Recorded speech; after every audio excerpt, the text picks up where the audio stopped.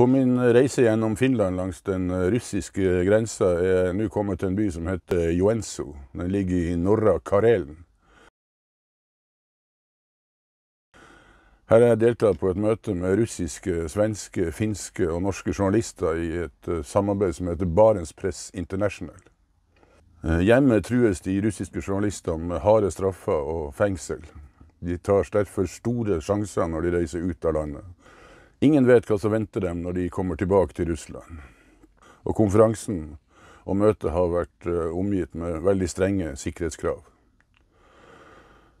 Jeg har likevel fått en prat med nylig avgått leder av Barents Press International, Amund Trellvik, som forteller om sikkerhetstiltakene, hvorfor de er nødvendige.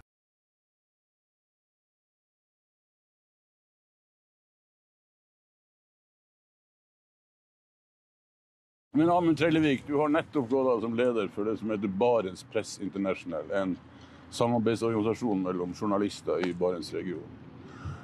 På denne konferansen har det også vært russiske journalister.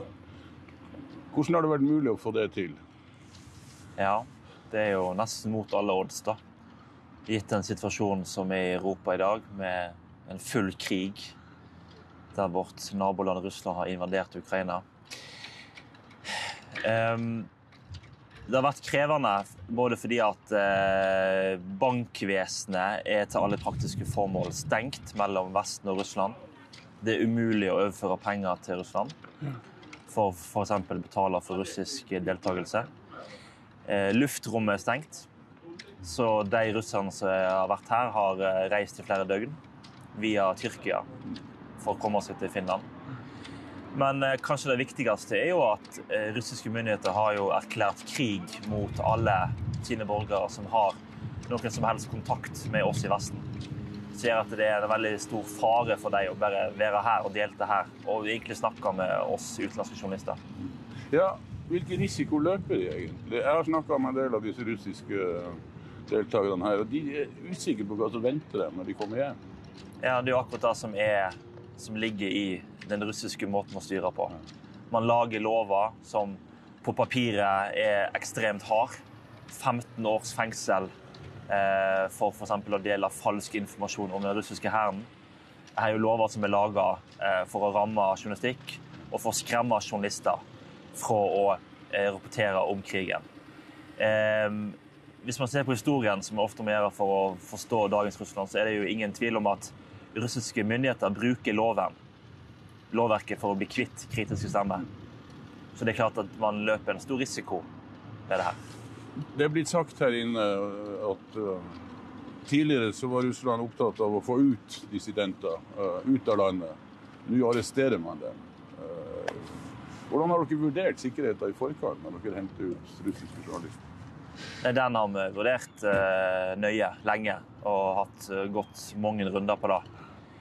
Til sjuende og sist så var det det russiske ønsket om å få lov til å delta her som veide tyngst.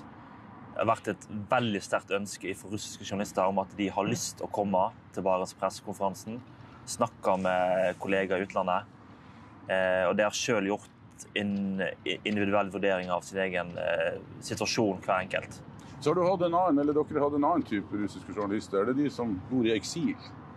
Altså de som har rett og slett vært nødt til å dra fra Russland på grunn av de truslene som du nevner. Hvor viktig er den jobben de gjør utenfor Russland? Den er jo selvfølgelig veldig viktig, for per i dag så er det jo ikke lov å bedrive normal journalistikk hvis du er i Russland. Altså det må vi bare slå fast. Putin har utryddet russisk journalistikk, sånn som vi kjenner journalistikk. Så de som har reist for Russland journalister, gjør en veldig viktig jobb med å publisere på russisk for et russisk publikum om hva som egentlig foregår i Russland og i Ukraina. Jeg tror jo dessverre at situasjonen fremover vil bli at sånne her type journalistmøter som det her kommer til å ha flere og flere deltagere, altså russiske deltagere, som bor i eksil. Fordi de rømmer en masse fra Russland. Og reiser til Baltikum, Kaukasus, Tyrkia, også til Finland og til Norge. Og herfra har de laget historier som vi har fått høre her om hvordan det russiske militæret voldtar og dreper sivile i Ukraina. Historier vi antagelig ellers ikke ville fått. Ja, det russiske og ukrainske journalister som våre største helter i dag. Det de som ved fronten og rapporterer om det som skjer i Ukraina. Og det som også er spesielt med den konferansen her, jo at vi har jo en ukrainsk journalist også. Det har vært veldig spesielt og veldig tøft å ha henne her. Tøft i betydning av vanskelig.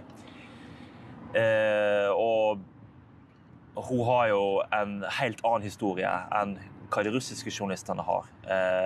Hennes kollega blir drept, mens å stå overfor den utfordringen, mens de russiske journalistene har jo også selvfølgelig tøft, men på en annen måte. Jeg kan bare si at det var veldig spesielt når hun fortalte at hennes kjæreste innkalt til hæren, og nå i uniform. Og dette historier som jeg gjerne skulle ha formidlet direkte nærmest, men på denne konferansen, en journalistkonferanse, så har dere altså valgt å legge ned forbud mot fotografering, filming, lydopptak, publisering på sosiale medier. Hvorfor var det nødvendig? Ja, tenk det. En journalistkonferanse der journalister ikke kan fortelle omtrent at de deltakere. Det handler om sikkerhet for våre russiske deltakere. Og jeg nok den siste mannen i verden som ville ha innført en slags, kall det en minisensur på en journalistkonferanse, men det eneste måten det går an å avholde disse møtene på i dag. Og det forteller jo en god del om hvor alvorlig situasjonen som vi står oppe i nå.